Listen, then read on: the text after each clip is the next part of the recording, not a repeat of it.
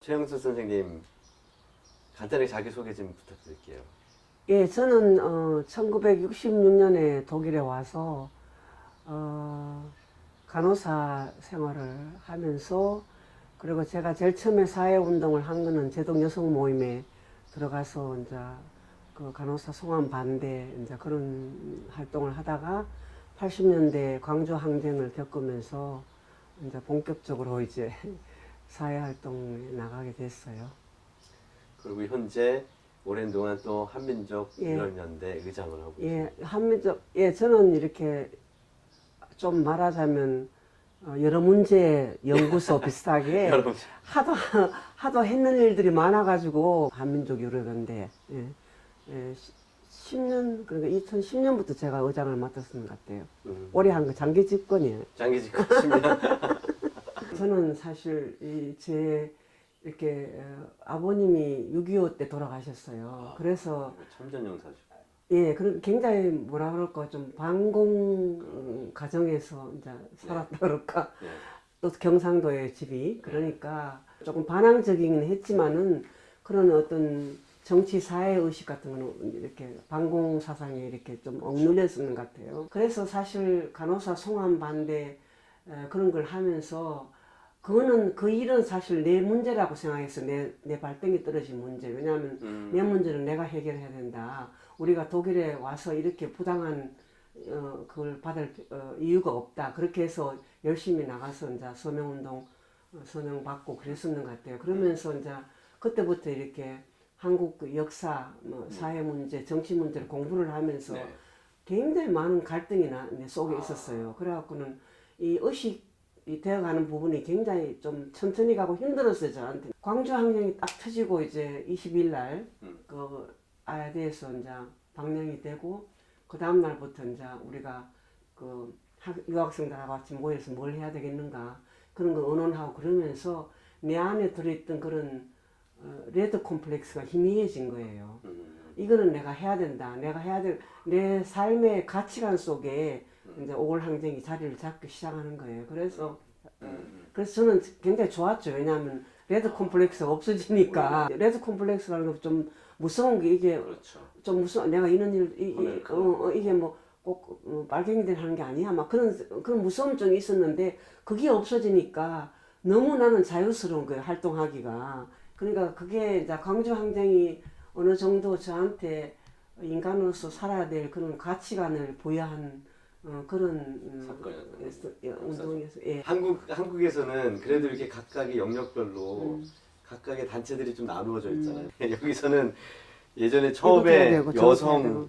여성 노동자의 문제, 예? 그리고 이제 광주 항쟁이 터지고 나서부터는 또 한국 민주화에 대한 뭐 초점, 그다음에 통일운동, 인권, 노동운동, 뭐 이제 이주민운동, 이주민까지. 위안부까지 해서 이제 한국에서 벌어지고 있는 모든 진보적 활동에 다 연대를 해주셨고, 그것을 또 이쪽 독일 현지에서 그것들이 알려지게끔 하는데 굉장히 중요한 중재자 역할, 매개자 역할, 그리고 또 당연히 또 그만큼 또 한국 사회에 그만큼 중요한 사회적 아이디어와 그런 것들을 갖다 주셨는데, 그 중에서 특히 그런 연대 과정에서 그 아까 그 또 사람들 오면 이렇게 아까도 말씀하셨지만 이렇게 막 케어해주고 보살펴주고 그래서 어떻게 보면 감동의 정치라든지 감동의 연대를 하셨다고 생각이 들어요. 그래서 저는 지금 박사님 그렇게 이야기 하시니까 또 이렇게 다시 새롭게 생각되는 게,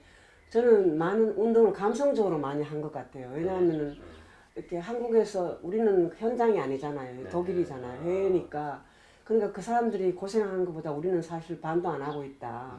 우리는 사실 먹는 거 먹고 사는데 그렇게 큰 부담 없고 잘 먹고 잘 살면서 이제 매일 이렇게 뭐 이렇게 수감돼야 되는 그런 이제 위험도 없이 그렇게 살고 있는데, 우리가 해야 될 일 우리가 해야 되지 않겠나. 그런 저는 감성적으로 많이 했고요. 그리고 특히 공당의 불빛 같은 연극을 하면서 그러니까 제가 이렇게 저한테 그렇게 감성이 이렇게 많이 다가오고 연대의식이랄까, 아니면 제일 이렇게 저한테 깊이 다가오는 사람들은 노동자들이었는 것 같아요. 네. 그리고 제가 여기 독일에 와서 공장의 불빛을 하면서 또 이제 그 한국하고 우리가 송환 반대 그런 투쟁을 하면서 제가 이제 한국에서는 그래도 뭐 간호대학도 나오고 독일에 왔고 또 이제 한국에서는 그러잖아요. 이제 이렇게 간호사들은 굉장히 결혼 대상자로 참 이렇게 좋은 대상자들이라고 그렇게 해서 한국이 우리한테 어떤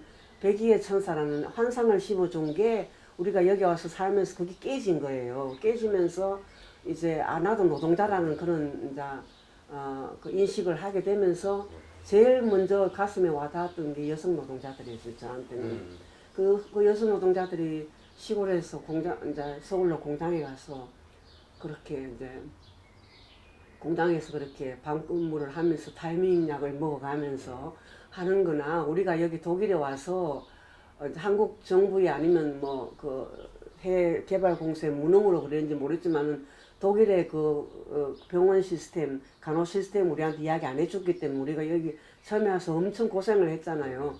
그렇게 여기는 보호자 없는 병원이라 그런 거 우리한테 안 가르쳐 줬기 때문에 우리가 허드레 일들을 많이 했었잖아요. 그런 거 하면서 내가 느꼈던 서름들이 사실은 한국에 있는 여성 노동자랑 우리가 다를 게 없다. 그리고 우리 부모들이나 아니면 동생들 공부시키기 위해서 돈 벌러 독일 왔듯이 그 사람들도 돈 벌러 서울에 가서 공장에 가서 취직을 하면서 그렇게 타민약을 먹어가면서 부당하면 나중에 똥물까지 받아가면서 이제 동일방직 같은 투쟁을 했잖아요. 그래서 사실은 광주항쟁 터지고 그 전후에는 사실 저는 한국에 있는 여성 노동자 투쟁이 제일 나한테 가슴에 와닿았어요. 그러니까 동일방직, YH, 뭐 컨트롤 데이터. 그래서 그 친구들하고 연대를 하면서 우리가 여기서 돈을 모아서 거기에 보내주면서 이제 그러면 아니면 바자 같은 거 해서 돈을 음식을 팔아서 보내주면서 그러니까 저한테 제일 많이 다가갔던 건 사실 노동자들이었었어요. 그래서 그 노동운동을 제가 더 이렇게 열심히 이렇게 연대를 한 것 같아요. 그러면서 그 이후에 일어났던 뭐 대우 베릴 사건 뭐 아니면 민주노총 결성 그럴 때 이제 이렇게 독일에 있는 금속노조 친구들은 한국에 보내고 그러니까 그 금속노조 지금은 정년퇴직인데 그 친구는 엄청 우리한테 고마워하는 게 우리가 그렇게 해서 자기들이 한국에 금속노조 그러니까 그 민주노총 결성 때 가게 됐다고 여기에. 항상 하는 이야기가 그거예요. 그러니까 우리가 없었으면 못 갔을 거라고.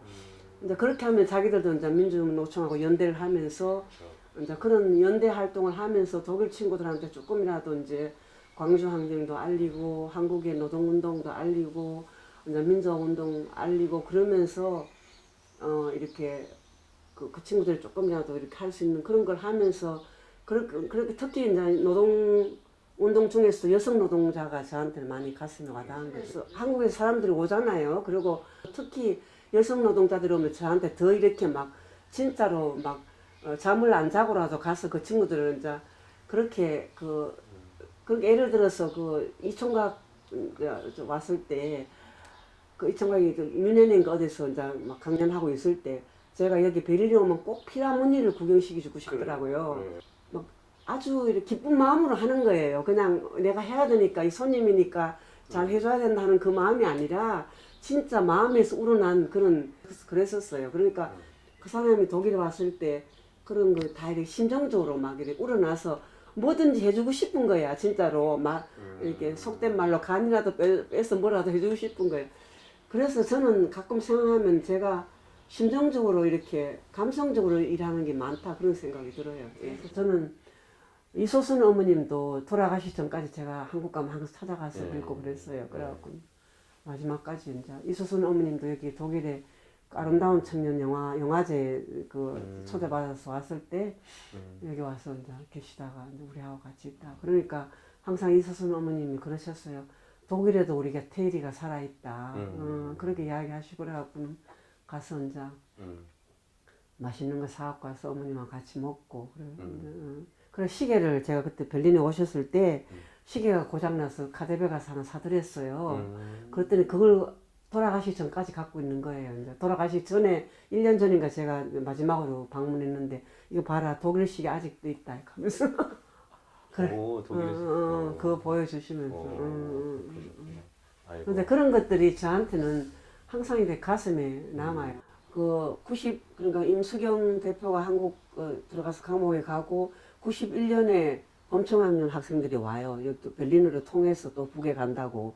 북에 가서 갔다 오니까 한국에 못 들어가니까 berlin에서 상주하게 되는 거예요. 그러니까 그 친구들을 케어를 해야 되잖아요. 그러니까 매일 이제 그리고 황소영 씨도 여기 와서 살았죠. 그러니까 저는 이제 운동이 저한테는 그때 완전히 그 일이 된 거예요. 그래갖고 아침에 일어나서 애들 학교 보내고 그러고 나면 이제 그거 하는 게 이제 황소영 씨한테 가서 통역해주고 어디 데리고 다니고 범청하는 애들도 이제 한국에 못 들어가니까 이제 난민 신청을 해야 되니까 그 데리고 다니면서 누움버그까지 가서 이제 그 청문회 하는 데도 같이 데려갔었어야 됐고 그러니까 그런 일 때문에 바빠서 저는 사실 범인년이 어떻게 돌아가야 되는지 그런 걸 사고할 그런 시간도 없으니까 그 친구들 케어하느라 그러면 나중에 또 처음에는 2명이 왔었는데 범청 나중에 3명이 또 더 오는 거예요. 와서 5명이 된 거예요 berlin에. 그러니까 그 친구들 뭐 집 구해주는 거 뭐 그런 것들 다 이렇게 그리고 이제 북에서 하나 범청하는 학생이 또 하나 나와 여기 상주하면서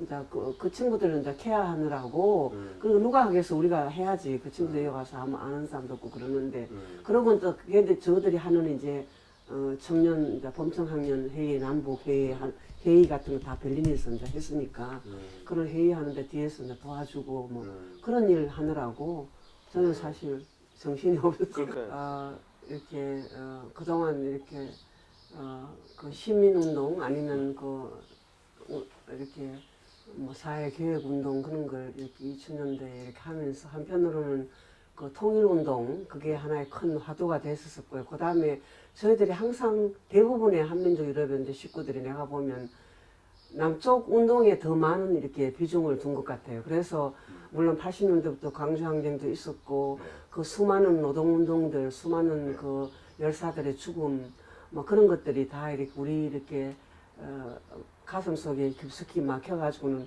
한국이 조금만 힘들어도 우리가 막 그렇게 가슴이 아프고 금방 연대를 해야 되는 그런 심정이 그러니까 심정적으로 많이 이제 이렇게 남쪽에 시중돼 있죠. 그렇지만은 또 우리가 직접 범민족 대회 때 북을 갔다 오고 북의 사람들의 그 순수함 그런 걸 알았기 때문에 우리가 정말 통일이 돼야 된다. 그리고 그래야지 우리가 진짜로 살 길이다 그런 생각을 하면서 범민족도 유럽 지역이잖아요. 지역이죠. 그러니까 그쵸. 우리가 항상 버스도 이렇게 버스를 이렇게 북에서 대절해서 다니는데 우리가 항상 1호고 우리가 아까 어디 올민중제에 나왔던 걸개 그림 있잖아요.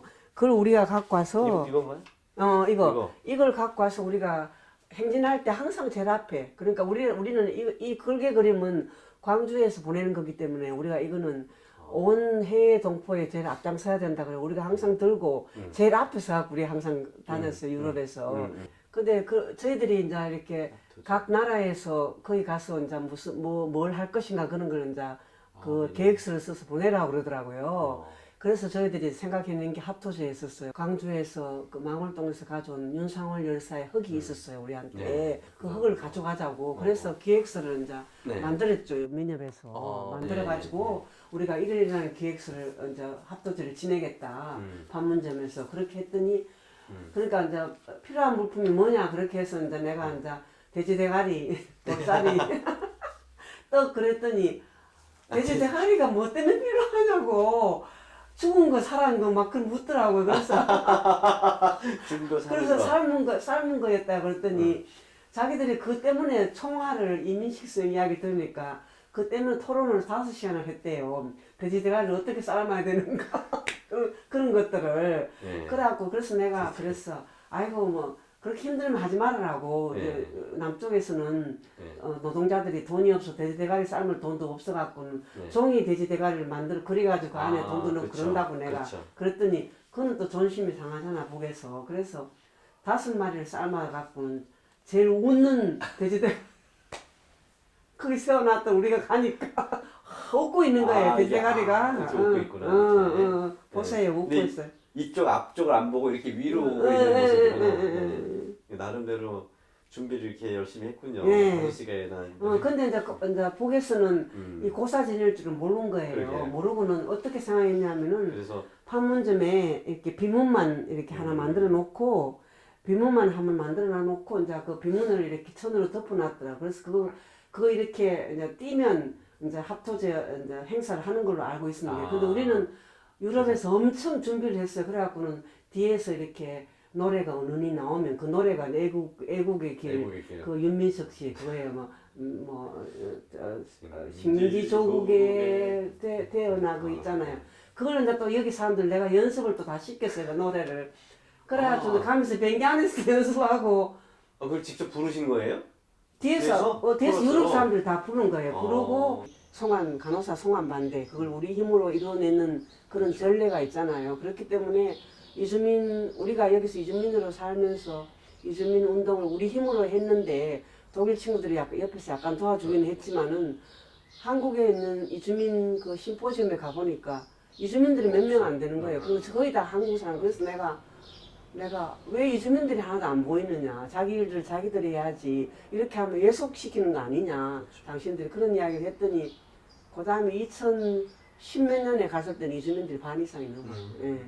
그래 많이 발전을 했더라고. 그러면서 이제 이 사람들하고 연대를 해야 되겠다. 왜냐하면 그 사람들도 그 독일에 먼저 간 선배들의 그 경험담이 너무 필요한 거예요. 이 친구들도.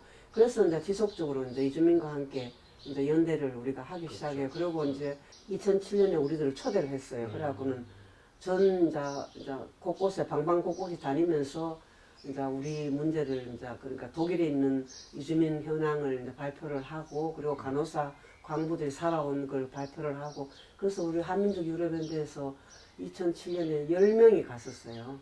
저를 포함해서 10명을 우리가 여기 독일에 온 1세 이주민인데 우리가 없어지면 우리 한국 문화가 이렇게 지금 한유 이런 게 생길 줄 몰랐죠 그때는. 그래갖고는 한국 문화가 존재할까 앞으로 그러니까 좀 위기의식 같은 게 저는 느껴지더라고요. 이제 우리가 1세대를 없어지면 한국 문화를 어떻게 존속시킬 수 있느냐. 한국 그 민중 전통 문화. 그리고 이제 또 한 가지는 독일 사람들이 너무 한국에 대해서 모르니까 우리가 문화를 통해서 한국을 좀 홍보를 하자. 한국 문화를 좀 알리자. 그런 취지에서 이제 우리가 문화 활동을 하고 천둥소리를 결성을 한 거예요.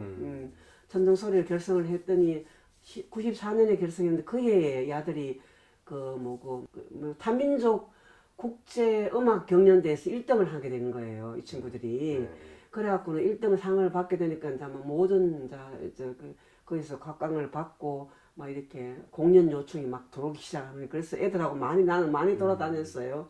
그래서 90년대에는 사실 저는 문화운동 때문에 많이 돌아다녔어요. 이렇게 물론 범민련 그런 게 있긴 하기는 하면서도 이제 문화 쪽으로 제가 많이 활동을 했고요. 그래서 한국도 갔다 오고 미국도 갔다 오고 여기 독일에도 막 다른 뮌헨에 있는 그 굉장히 유명한 그 타악기 페스티벌인데 거기도 초대받아서 가고 40년에 우리가 모든 여기 민민운동 그러니까 노동운동, 여성운동, 문화운동 등등의 모든 통일운동 모든 운동의 이제 기반이 광주항쟁이었었고 이제 그 초심이 광주항쟁이었었고 그걸로 영향을 받아서 운동을 해왔기 때문에 그게 하나의 결실을 맺는 40주년이 그런 게 됐으면 좋겠다고 어느 정도 이제 그러니까 나도 이제 40년을 했으니까 물론 내년에도 올 민중년 하겠지만 그거보다는 좀 더 중점을 두는 게 이제 우리가 어떻게 이걸 물려줄 것인가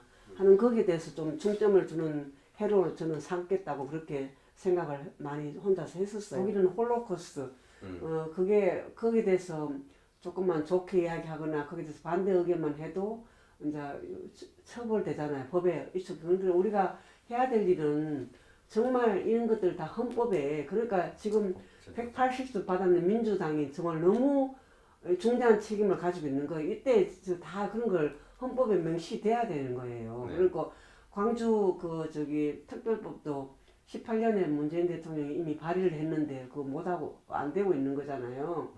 그러면 그게 안 되면 역사 교육을 시킬 수가 없어요. 역사 책에도 그걸 실을 수도 없고 그리고 또 다른 만약에 또 대선 때 다른 대통령이 들어오면 또 완전히 도루묵이 돼버리고 그게 왜 한국 사회에서 그렇게 그 많은 혁명들이 일어났는데 왜 이게 안 되는가 그런 좀 그게 되고요. 그리고 세월호도 그렇죠. 그리고 이제 광주환경도 그렇죠.